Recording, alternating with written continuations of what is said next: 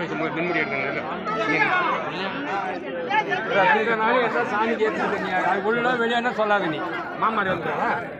மாமார் மாட்டிலாம் கரைச்சி எடுக்கலாம் எடு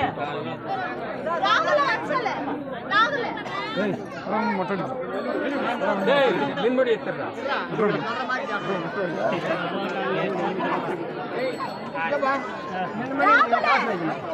வெயிடா இது டஜன் இது